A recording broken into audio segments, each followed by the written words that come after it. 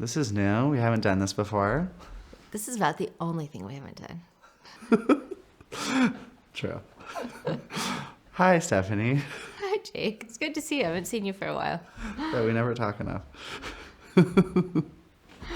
All right. How did Encircle start? Why did you start Encircle? You were there before me. Jake, you heard the story too many times. Okay, let's forget the story. Well, maybe say the story that I haven't heard. It was May of 2016, or when was it? Well, you know I called John Williams like 2014. Right. Strangely, I'm on this bike ride with my sister in Idaho. Like With northern Val? Idaho. No, my sister Lizzie. Oh, Lizzie. And I'm behind her crying on a bike ride, thinking about how I should do something to help LGBTQ people. Because I had been listening to some podcasts, and I was so upset about it. And I'm not a crier. Yeah, I know. And I would, wait, really? Or you'd say I wouldn't? Okay, good. But I am just like crying on this bike ride. And I'm kind of just by myself on the side of this lake. That's and nice. I pick up the phone and I call John.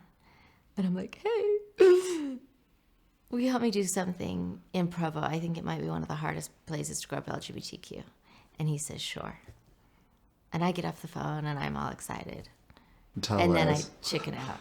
Then I'm like, no way. No way am I doing that. Yeah. People would hate me. They'd hate my kids. Also, it's a huge thing to do. You know? Well, yeah, it wasn't even that. I think I was bored anyway.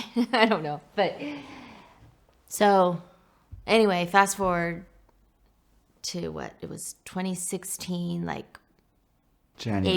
April. March, probably March. I called John again because of a lot of things happening in my life and seeing a lot of things happen that just felt wrong and bad and unnecessary pain, right? Yeah. Needless suffering.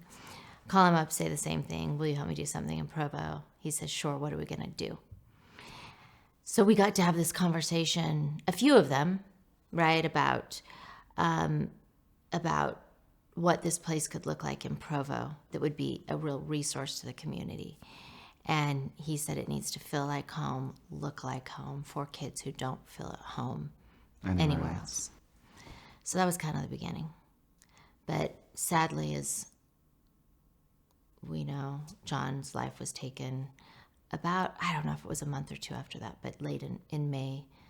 And then you showed up. I think in June. In June. Or July. One of the two I don't know. summer It was months. within a couple I was in between semesters. Yeah, it was within a couple of weeks of John's funeral, and I think it was June. And remember our first meeting? You were trying to teach us how to make a website. Did I come to your house? Did we ever talk on the phone? I don't think you and I ever spoke. I think Nina so. Brostrom set it up. Yeah. And I just you got an showed address. up at my door. Yeah. And you were like, do you have what are those cords called? HDMI. Yeah, I'm like, what's that? See, I still don't know. And so... So I had made the presentation before coming to your house. Yeah, you had a whole presentation, but I didn't have an HDMI cord long enough to work in my living room, so we ended up in my bedroom, me and you and Nina. And Jared. Oh, and Jared Connors. Yeah. And I you remember him being presented. there. Yeah. And by the time you were done presenting, I'm like, hey, you want to be on our board? You're like, we need no. one of those. And you refused us. And anyway. It's Nina, Jared. That's it. And us. That's it, I think. Yeah. And you have a little presentation ready. Yeah. I clicked through it. I was trying to get their business, you know? And little did Jake know that was the I beginning wanted of to me build them a website. calling you 50 times a day for the next 5 years. Are we 5 years in yet? Yeah. Well, that night Almost. you texted me and you were like, well, I think I said, okay, I'm going to make you a website. And I was like, but I need a credit card to it's going to be like $20 to buy the thing. And you sent me a picture of your personal credit card. You're like, whatever you need. I was like, dang, this lady trusts people. I still laugh that you think that was funny. Yeah. Because I remember being how like, else do people she's do? known me like 5 minutes. But yeah, everyone was really sweet, you know. Jared, I could tell he was very passionate into it. There was a lot of passion. You had already put together a booklet. Yep, Kendall Wilcox, we paid him Yeah. to write that booklet up. Spiral bound, Yeah. maybe 40 pages. Had a lot in it.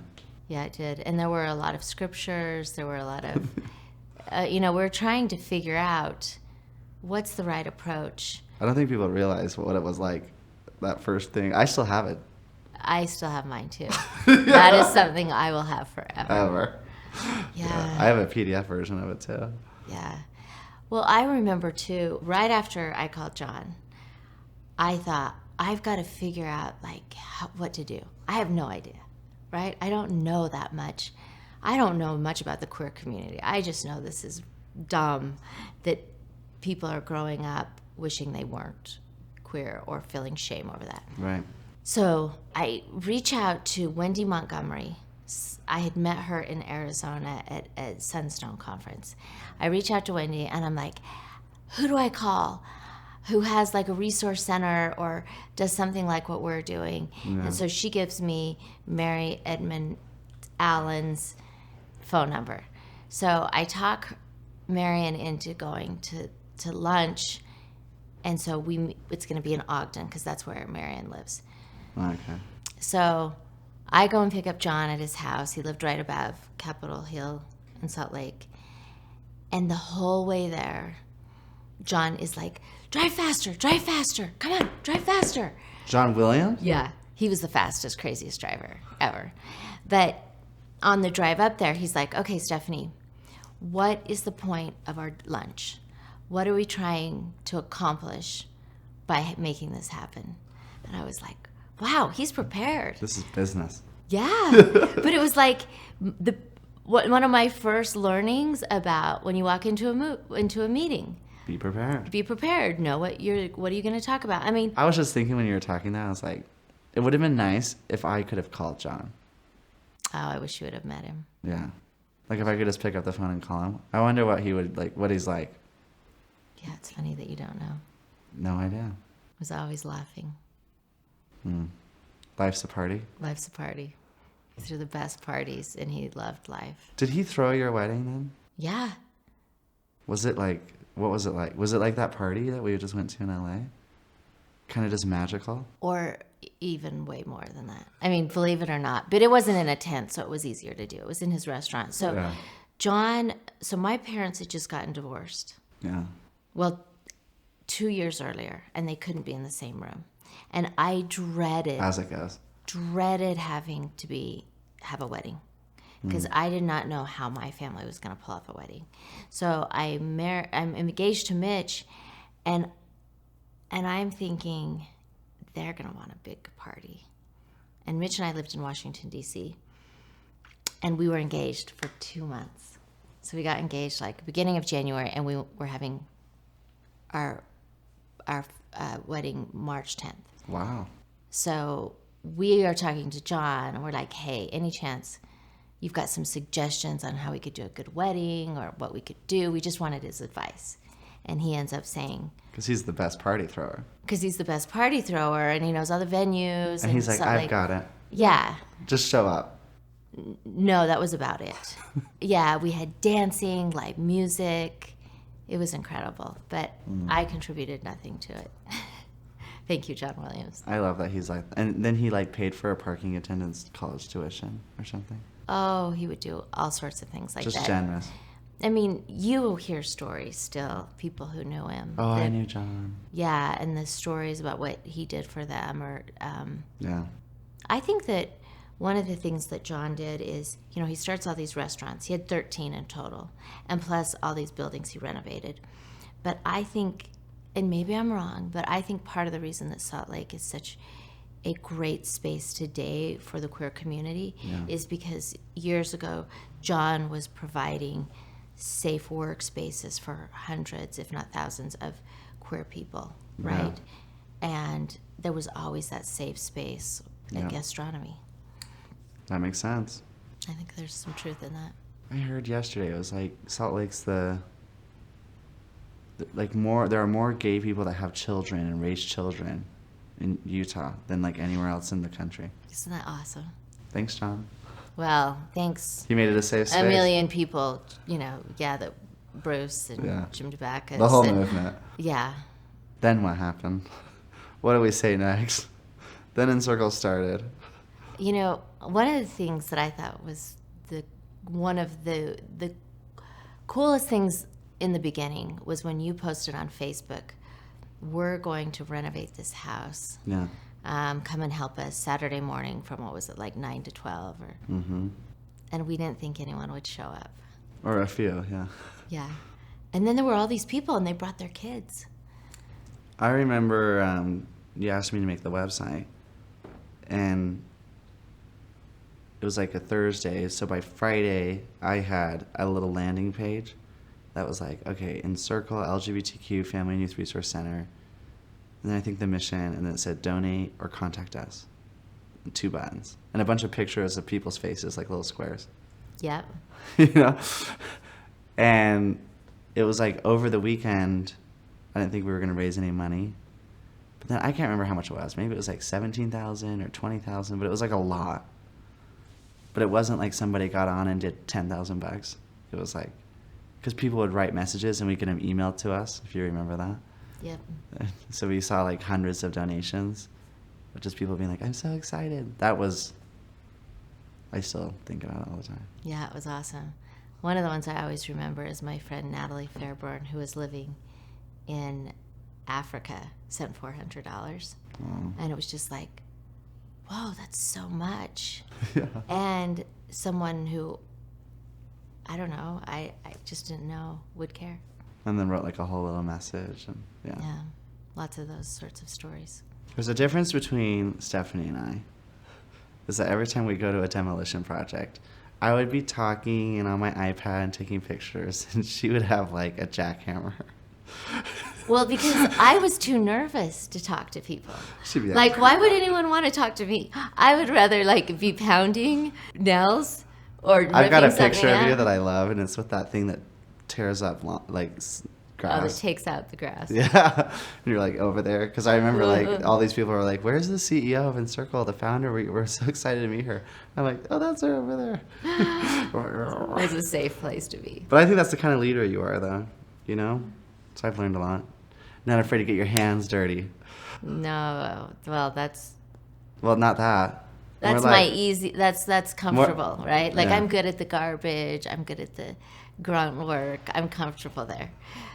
The things that were scary for me in the beginning, I remember every day saying, "Be brave, be brave." Like in my head over and over when this was starting, and a lot of it was, "What's a 501c3?" Like there were so many things that I had to learn. Do you remember when we and had I to was ma- just forced into it, right? when we made our first budget? Yeah. And we were guessing. And probably half of it were like, we're at our kitchen table and we're like, printed materials. 500 200 or 20,000? Yeah, we never knew. Yeah. And remember, Steve Hill Yeah. said, I will help you get your 501c3. Yeah. So we go to his office, and Steve eventually says, I've never done one of these before, so this may be a little tricky. But Steve ends up, within a couple weeks getting everything together, sends it off to the IRS, which we think it's going to take a year. Took like 1 month exactly. It was like July 23rd until August 23rd. That letter that we got from them with our number on it, I remember it was like, that was like, everyone wanted it. Remember, we always had to send it to people. Yeah, I was don't a think big- they believed us that we had it. Yeah, it was a big deal at the time. Now we're like, oh, it's on the website. Yeah. There were so many people, though, that, I think it felt like we're almost dropping out of the sky to help us out. Yeah. You think of Barb and Steve Young flew in the day after John was killed. Right. I remember we went and picked out his casket and the burial plot, and I was like in my sweats, and my face was swollen from crying for 24 hours straight. But I've got to meet these two because this is so important, right? So driving down the freeway, changing out of my sweats, trying to make myself look like Presentable. thank you. And there's Barb and Steve, who show up at that house in Provo that was green at the time. It looked like it had been abandoned. It did. It was so dirty that I remember you hated to go in. I wouldn't You're even like, walk "Oh, in." I just feel dirty from being in there. I remember I used to wear white pants all the time too, though. Did you? Yeah, that's You didn't want to ruin your white pants. my really expensive H&M white I pants. forgot about that. Yeah. So there's Barb and Steve. There's Holly, who bought the house. Yeah, and that was cool because I had only met Holly a year before, and we became fast Was that friends. at Sandstone? Or No, John DeLynn? Or? I met Holly really randomly through her sister. Oh. And her sister introduced us, and we went on a trip to Mexico and did not quit talking for 4 days, right? About, like, we just bonded. And so it was interesting because Holly was coming to Velour, and I had just found this house. Oh. And so I'm like, hey, while you're down, you got to come see this house. So I walk her through it, and we're standing out in the front yard of that house, you know, and I just say, hey, is there any chance you'd help me with this project? And she said, sure. What if I buy this house and you rent it back for $1 a month? And I'm like, done deal. So it was almost We that can easy. agree on that. Yeah. I mean, who else was there? I mean, there were a lot of like volunteers at the beginning who really showed up, Yeah. like Teresa Wood and Yeah, Teresa would drive down from Farmington Farmington. every time we did a renovation project. Lisa. Hansen. The original Lisa. Oh, Lisa Holmberg. Holmberg. Yeah, Ranch Yeah. with Lisa. Yeah, that was so great because Lisa was in my ward. She'd come for a lot of those activities. She would, and I think it was before Christian even came out. I think he It was was. still on his mission. Because I remember after it opened, she came through with him and his boyfriend. Yeah, If you remember that tour. yeah. Yeah. I remember, okay, so I found this house. There were 2 houses in Provo because I had this thing that I wanted these houses to be close to city center. One, so that people would not forget that there are LGBTQ people in our community and families who are trying to support their families, right? Right. And I just thought, oh, being down by the courthouse and where the transportation is, center of town. Restaurant. Yeah. So I found one in the back of the courthouse, and then the one that is now Encircle. So I had just met Marion Edmonds Allen at that lunch a few days earlier, and I called her up. I sent her some pictures of these 2 houses, and I'm like, do you think either of these would be good? And she said, well, I just finished up a meeting in Salt Lake. I'll drive down and look at them. Oh, wow. So she and another friend, I think her name was Laura, drove to Provo. We go first to the house behind the courthouse, and it was good. And then we came to the current Encircle, and I have a picture with Marion, and I remember she said, see this picture right here with the temple in the background? She said, this will bring national attention to this little place. She was and right. She was right. She was right. That location, I think, really put us on the map, and Yeah. because I think people were like, wait, an LGBTQ space in Provo, Utah? Which is sad that people thought that.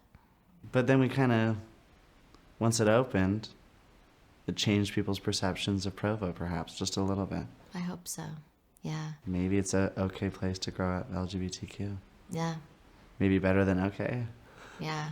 Remember when we had the grand opening? It was snowy, miserably cold. Icy. We had- Stuff kept dropping off the house. Ice. We Right. last minute got a tent and heaters. Oh, I don't even know if there was heaters. No, there were heaters, but not very effective heaters. That's why you don't remember them. Yeah. But remember, about, 200 or 300 people showed up on that cold, freezing day to sit out in this tent. The mayor, a lot of the board members, Barb and Steve, Katie, Yep. Ronnie. Yep. Katie said that beautiful thing about, she said, we want, you said, You don't have to leave any part of yourself at the door. Like all of your... we want your whole self. We want your whole self. When you walk into Encircle, you don't have to leave any part at the door. I think that's what it was. Yeah. And I think And then that's Barb something- said this is supposed to be something bigger. She talked about a pebble in the water and it growing, Ripples. it rippling out. And she also, I think it was then when she talked about we want our love to go beyond the walls, which gave us this vision of we don't want it just to serve our small community of where we reach, but let's have an impact On the through community. social media and through Online. online. Then we did our first Christmas video. Oh, that's right. And With Mitch's your parents were the stars, and you were the director. And I was like, wow, how does he know how to do this? Didn't.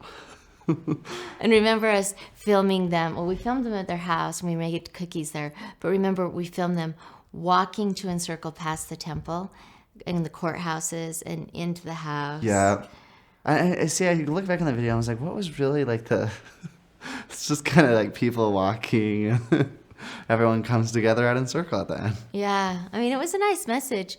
We should watch it again. Yeah. But I remember the house was fully in renovation. Oh. And we cleared out that one room And so put that a we tree could in put it. a Christmas tree in and decorate it all. At that time, you and I set up a lot of Christmas trees, We did. That or was just a lot of everything. Our first Provo probably was that before or after. I mean, I don't know when we did it, but I just remember you bought that little oven to make cookies. Yeah, we had a little oven and we rented a generator and put on an apron and made like little cookies because it was supposed to represent home. Yeah. And this is going to be a little home. Yeah. Wow. And it was in the park down in Provo, Kiwanis Park. I'm gonna wake up early. Jared helped me.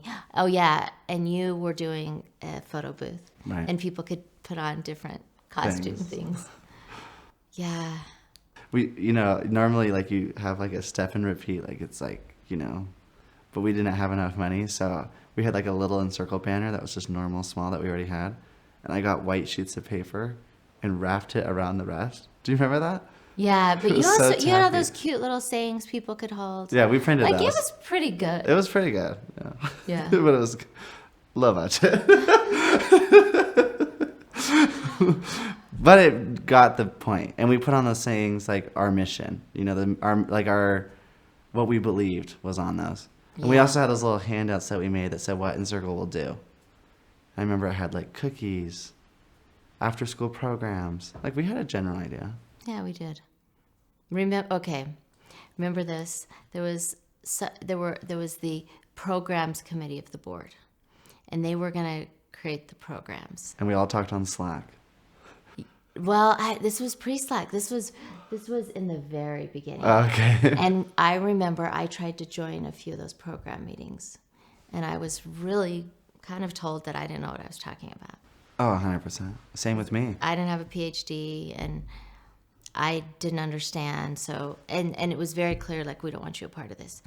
But then fast forward to a week before we're opening the house, and we have no programs because they never did it. Just a lot of decks and So who created the programs? Just like, what can we do? And a lot of them lasted. yeah, a few of them didn't. But that's how it goes. Yeah. It was trial and error. Love Luckily, Ladder the Love Ladder art still stands. Elevate, Yeah. our first Elevate. Bill Bradshaw was our first Elevate. That was good. Yeah, remember that house was packed. It was packed. And we had the Watts there, which was super We special. had Bruce, we had Troy. We had, Craig Watts spoke. Yeah, Bruce. Then I kind of forget after that. Thousands of others in the future. Yeah, but it was a big deal to have them. It's Troy funny that we came both in. remember every remark from the grand opening of Provo. We remember what? Everyone's remarks. Everything everybody said. Like the mayor, the Provo saying is welcome home. Yeah. And he said, I'm glad that Encircle is a better home for everybody. Yep. And I remember right after the whole thing ended. Remember, because Will wanted to help with the scissors. He was like 3 or 4. I remember we had those picture frames. Yeah, we gave out. And I remember right after that, the little ribbon cutting, Steve Young, like, almost corners me on the porch there and says, Stephenie, don't let this get away from you. Right after the ribbon cutting. Like the second it was over. And he's like, people are gonna want to push you left, they're gonna want to push you right. You have to hold this space, or else it won't work. I can't tell you how many times though since then I've thought of that. In the moment I didn't really get it. Yeah. But then as you get bumped and pushed and told you're doing it wrong, right? Coming back to that, hold that space. Where everyone's welcome. So important. It's the No Sides Only Love now. It's our whole thing. Okay, here's my favorite part about No Sides Only Love.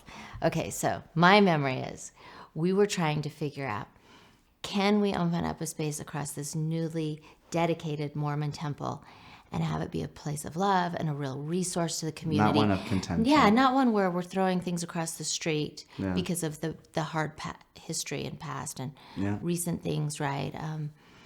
Actually, but anyway, you came up with this saying of No Sides Only Love. For the website. And I was like, that's cool, but didn't think that much But about it really was just supposed to be for the website.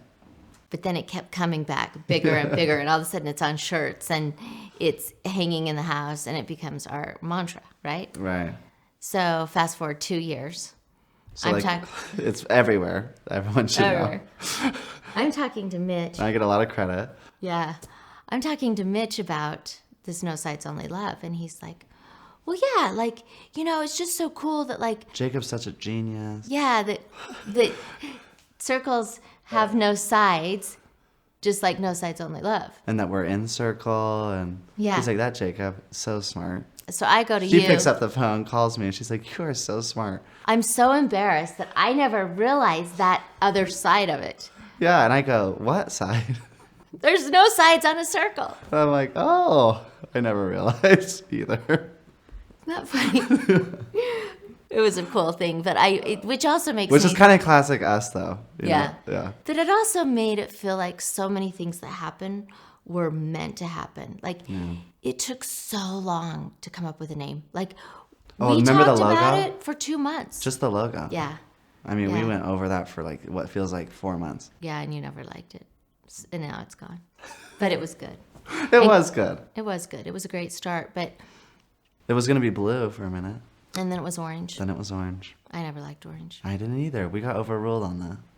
Yeah. Those were the days where our opinions didn't really matter. We were usually in trouble. We probably deserved it. But, okay, I remember, though, it taking this was going to be the house of, we had so many names for Encircle, right? yeah. None of them were ever right. But it was so cool because we were sitting in Nina Brostrom's house. And I don't even know if Tom Christofferson was there. But we were reflecting on his story he told about how his mom wanted to make sure that everyone in his family knew that they would always be within the circles of the family's And I life. think it was tied to his coming out, right? I mean, No, he was already out, but his partner wasn't invited to the family reunion.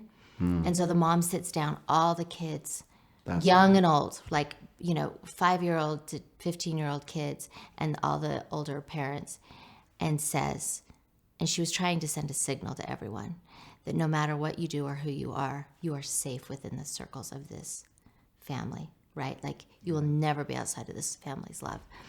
So that idea, coupled with the idea about Encircle wanted to expand circles of love for self, for community, and families, right? And no one's outside of her. No one is ever outside of those circles. That Nina came up with this word, encircle. Like, it's like encircling. And that's when we all went, that's it. Boom. Yeah. Thanks, Tom. Yeah. And Thanks, Nina. Yeah. But so, And then it was Encircle, 2 dots, whatever that is, semicolon, LGBTQ plus Family and Youth Resource Center. yeah. .org. Yeah. That was the first website. Oh, it was. Mm-hmm. That was long. But it was the name. It was. Yeah. If you could remember it. Yeah. We changed. Yeah. Though in the beginning, though, it was cool because there were so many people who gave parts to help it become what it needed to be. Yeah. People donate their services, their time, their product, Yeah. the piano. I mean, everything in that house. Yeah, it was cool. One of my favorite stories, though, was the first person I went to ask for an in-kind donation were the people at... And neither you or I knew what in-kind meant at that time. No, yeah.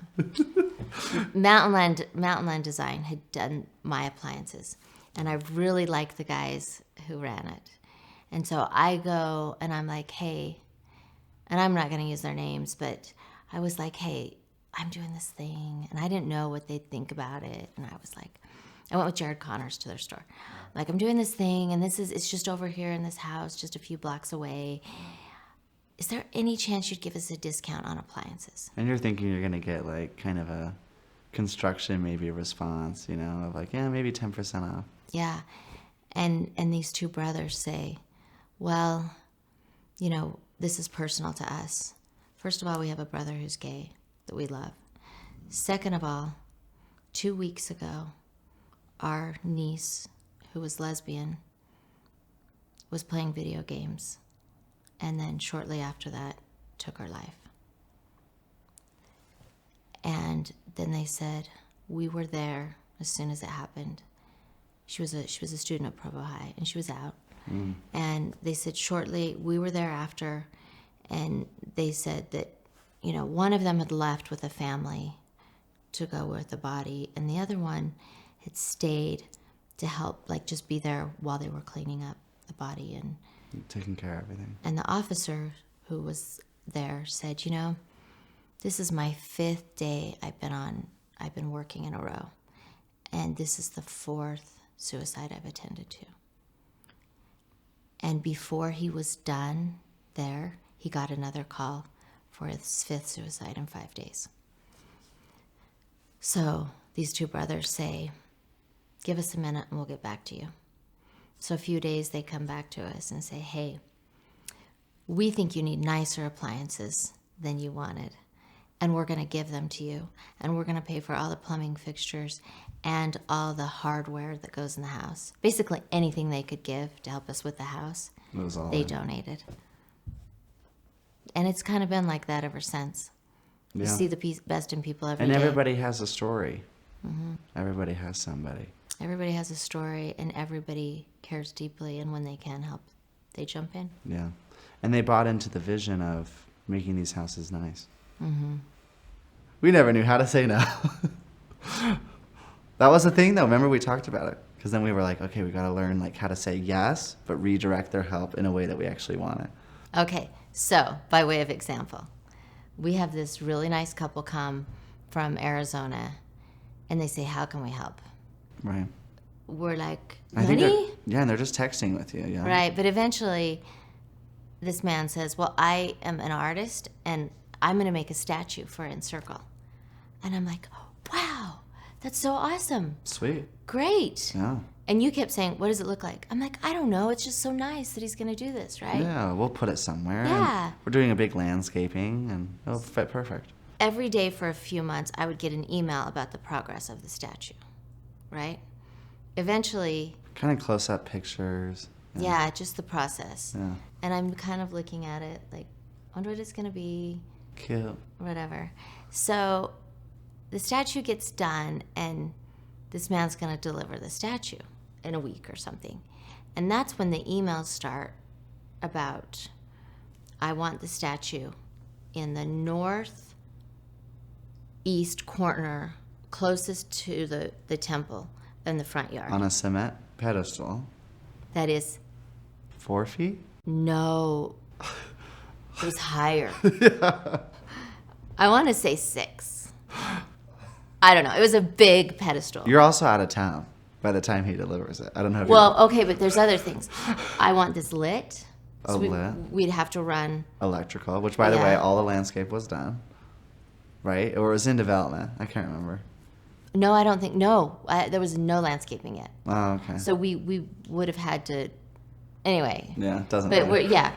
run the wires out to light it, and we needed to fully insure it up to some really large amount of money.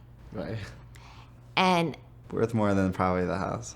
we negotiated it down to where we were going to be responsible for having a crane when he delivered it to get it off the truck, and Or like a forklift, I think it was, but... Yeah, and I don't think we had to do the lighting or pay for the cement thing, or did we? No, we had to pay for the cement thing. But it was a smaller base this time. Did we pour it? No. Okay, so what happens? He drives this thing from Arizona, and it is 9 feet tall, I believe. On its own. And I think on the base, it's going to be 15 feet tall. Yeah.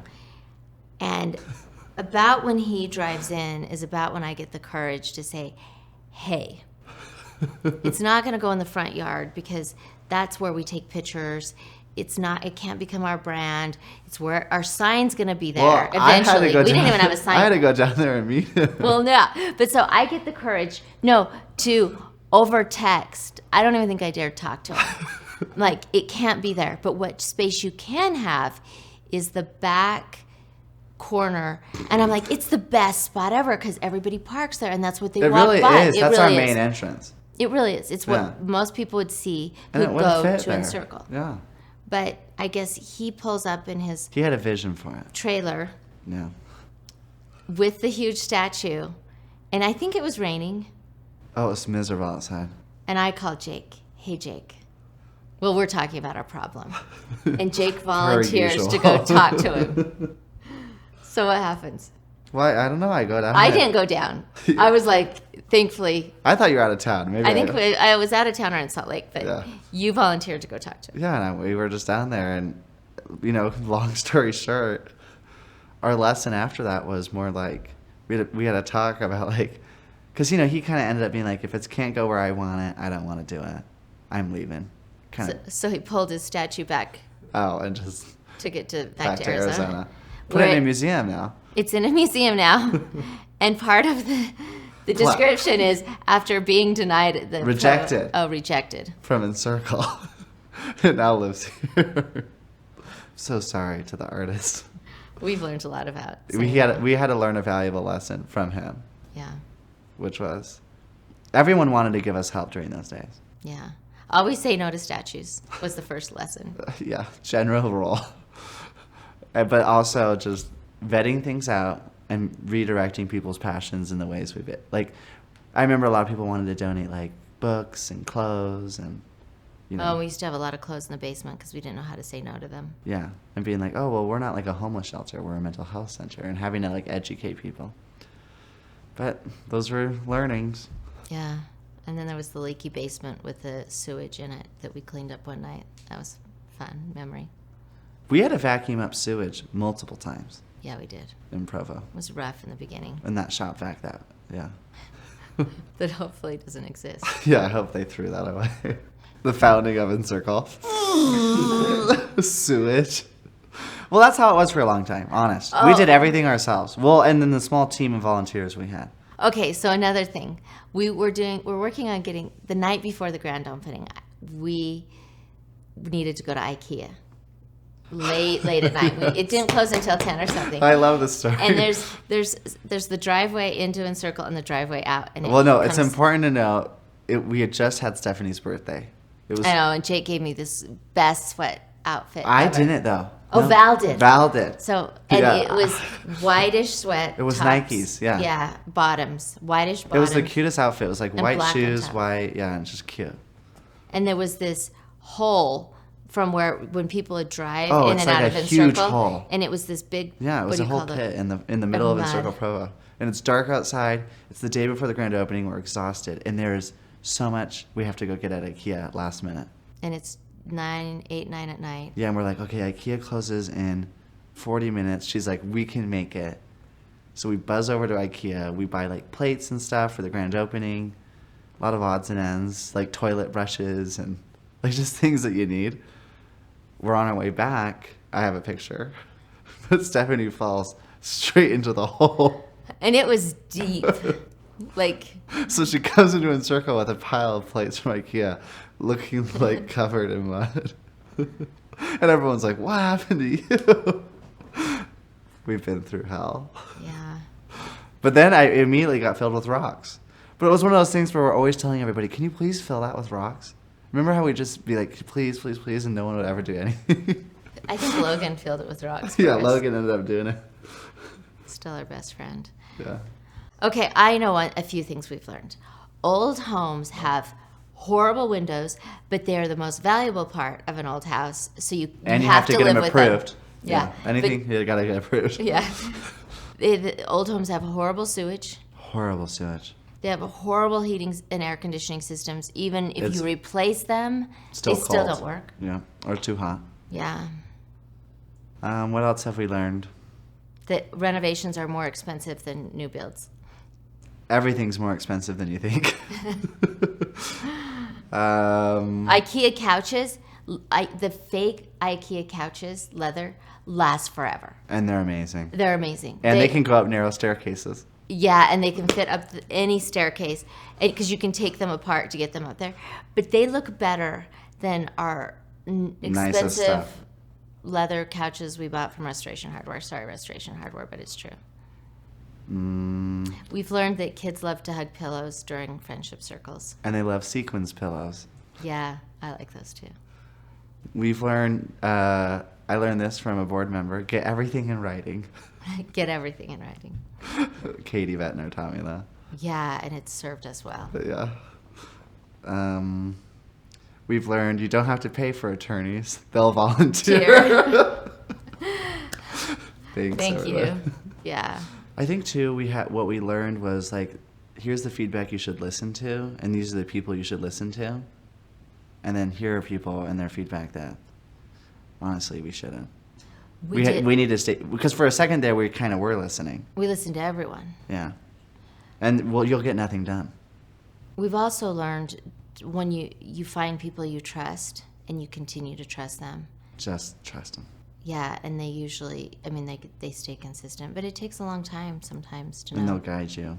who really cares. But it will consume the work you're doing if you listen to everybody's feedback. Yeah. You know, that's what we learned. You take it in, you ask, but you've got to decide what guidance you're going to follow. I think I appreciate that about you, is that you're always laser focused on the bigger picture. Like, do you remember that one day I had like a moment of doubt? I don't even remember what was happening. But you called me and you were like, we're going to take this to Salt Lake City. Do you remember that? Yeah, I think it was when you were going to leave and take another job. Oh, that's what it was. Dan Reynolds. Yeah. Which still can't believe you didn't. I know, but I think that conversation was like pivotal for me. Yeah, because I was in Encircle Provo when you called me. I was standing on the staircase. And you said, do you think that we were going to do this and have it just be a house in Provo? Because you said, if it was, I wouldn't do it. Well, yeah, I wouldn't continue. You wouldn't continue doing it. You're like, I'm on this because I want it to be big. And you're like, and you're going to make it big with me. I remember that. Something like that. And it happened. Yeah. Isn't that crazy? Well, no, it's after that happened. moment, I was kind of like, I can't believe you believe me. Because nobody else did. Well, yeah, I think I was just like, hell yeah. Because, you know, it would be kind of like, it's a different organization if we were just in Provo. You know, Yeah. one city. And it's not a bad thing. It would just be different. Yeah, we just thought, we knew that the concept was improving lives, Yeah. and we saw good things happening there, that we knew it could work in any community. I have no idea when that conversation was, but I wonder how long it was till we actually... It was December 2017, How do you know? because that's when you were going to leave. Moms are good at remembering stuff like that. Oh, no, well, that one's hard to forget, because I was like, dang. I remember crying in your kitchen about it, too. When you told me? Mm-hmm. And I remember thinking, Yeah. I can't be mad at him for leaving, but I kind of am, and I was trying to be mature Yeah. and not be mad at you. I think I remember you saying that to me. Yeah, like, You're like, you can't leave. I should be so excited for you. This is a great opportunity, but I'm kind of mad at you. Anyways, I accepted the job, and then a day later. Sorry, just kidding. Remember when your apartment flooded and you lived with me for a few weeks? And that's when Will and Wyatt ever since then, they have mad respect for you because you could destroy my video games. I mean, they liked you before, Yeah, but the respect, changed at that visit. Yeah. they wanted you to move back in for a long time. Our first Christmas party was at that apartment. And we didn't know anyone would show up. I know. People always show up. We never really think Hundreds of would show people up. out of nowhere. Yeah. Putting it on Facebook. Now we're always like, we need more people. And we showed our first Christmas video at it. That was like the Oh, we showed it premiere. there. That was the premiere of our first Christmas video. Man, I think how it's changed to what we just did. Yeah. You know what I mean? Yeah.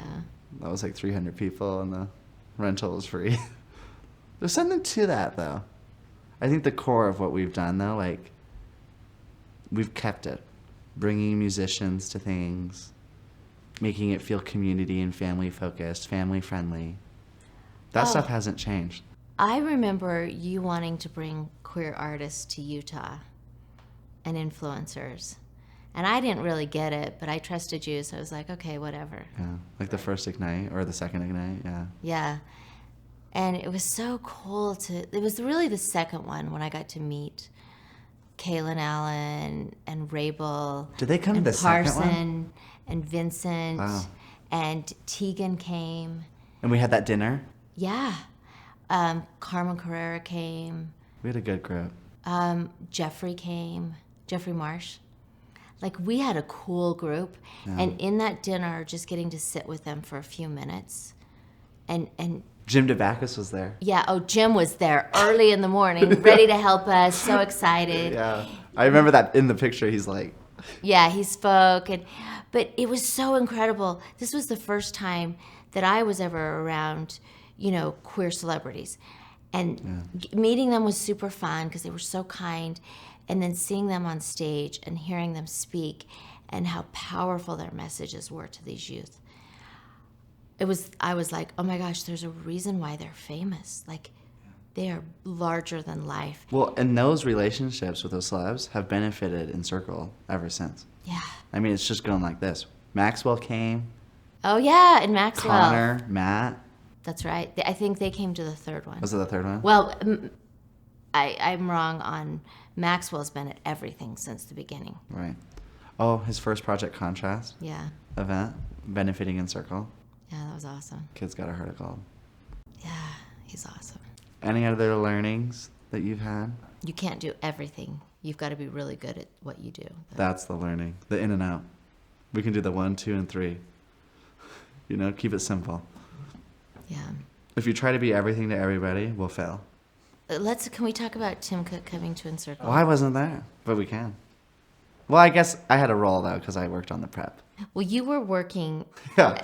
Love Loud because it was the day before Love Loud. Well, if you go back, actually, Fred, came out to the Encircle Provo, and I met him there alone. And he wanted to, come and see the house before Tim came. Remember when I gave him all the pamphlets? Well, you and I met with Fred. Were we there Yeah. I thought we were alone. No, it was me and you and Fred sitting in the living room. Oh, that's and right. we gave him the pamphlets, We did and this he together. said, Tim will read all of these. Or I think it was after he came back, he was like, Tim read every single word of every single pamphlet. And we were like, what? He's like, he loved it. Yeah, see, I don't remember, but I remember you and Fred going back, and he wanted to know about security. He wanted to know all these things. Yeah. And you guys were speaking this foreign language, and I was like, how the hell does Jacob know all this? No idea. I mean, I was Well, like, that time wow. I was running Love Loud. Yeah, but you had was crazy. learned a lot, and you Yeah. were doing a lot. But so Fred came out and did a pre-tour, and then you were up doing Love Loud that day. So Steve, and I can't remember if Barb was there, but Steve brought Tim to see the house. We did a little tour, and then the house was packed, mostly with young gay men who were, I think, just like over the moon excited that they got to meet Tim Cook. So cool. And Tim said to everyone, you can take pictures, put them on social media. So he stood there, it seemed like for hours, doing that. I think what's cool about Apple's visit, though, is that, they were the only brand that I worked with at Love Loud. And, everyone's great. But they said to me, if you put berries in Tim's green room, bill us for it. If a staff member spends time working on his visit, bill us for it. Everything, they said, invoice us. They said, we don't want to take one penny from the charity. I said, do you want us to get a hotel? Do you want us to help with the plane? All that stuff. They're like, nope. We're not going to take $1 out of the charity. We're here because we know what matters. And then when he left a check, for the group. And I'm like, man, for this amount of money, do you want us to put your logo huge and big? And then they were like, well, Apple gives for the right reasons. We don't even want you to announce that we gave this money. Wow. I just think like class, you know, just kind of class. And I think that they're running a good operation over there. Yeah, and caring about the small orgs that are trying to do so Yeah, good. we don't have a lot of money, you know, but we're trying to make ourselves look professional. Yeah. It's been a year. A crazy year. Starting out with, in February, Tim. Dan and Ryan announced on GMA 8 houses. So we've got Provo, St. George, Salt Lake open. Obsessed. January 15th, we're going to open up the cafe in Salt Lake, which is going to be so awesome. Then we've got Heber that just got a new roof. The coolest house ever, right almost on Center and Main, so you can't miss it when you drive up and down that road. The coolest house. So I'm so excited about that Me one. too. So that one will be hopefully by May done.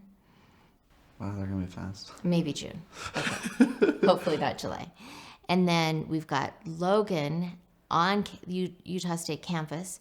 We have a bungalow we're building, or a bungalow crafts. or arts and crafts, purple. Cute. It's going to be so cool. And don't let the purple scare you.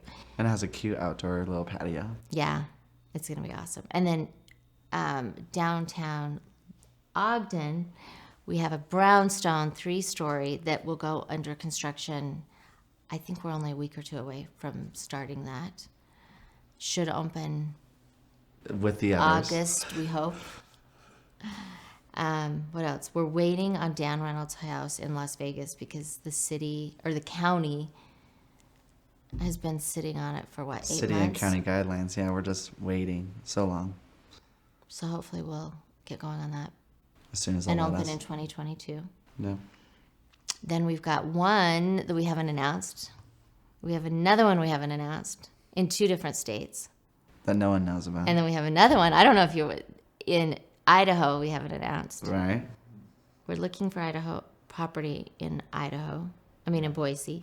So there's nothing going on. We're not busy at all. No, and we just got to get. We've got all these amazing builders though, Yeah. who are like ready to go. So it might just happen. 2022. You know, you mentioned that. I'm like, when we talk about the future, I think about our conversation about certainty. Feeling more certain about kind of ourselves, the direction, the team we have, the community we have behind us, the donors. There's kind of like a, I don't know, how did we talk about it? It was just feeling like we're going to do this. Yeah. That's Yeah. going to be And fun. the fun thing is all those things we just talked about. I mean, aside from the properties we're still looking for, that everything's in place. Yep. We know what the appliances are going to be. We know what the flooring is going to be. It's really just getting the approval to start going, and we have the money to mostly do it. And we've got the best team. Yeah. What could go wrong? We know a lot will go wrong. But that's the whole idea. Right. Right. We'll just quickly adapt. And Never a boring day, never an easy conversation at Encircle. how often do we say that to each other?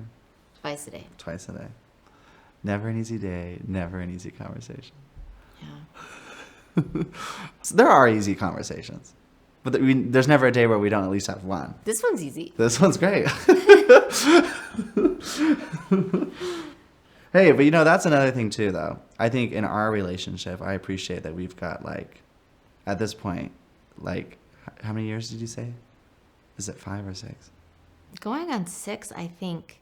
2017. I'm so bad at, like, years and stuff. 2016 is Yeah. when we met halfway through the year. Yeah. For 4.5 years? Yep. 5.5 years. I can't do math. But I think what we have... Regardless, we can finish each other's sentences. See, like I just finished yours as when I interrupted you. No, literally, we can, though.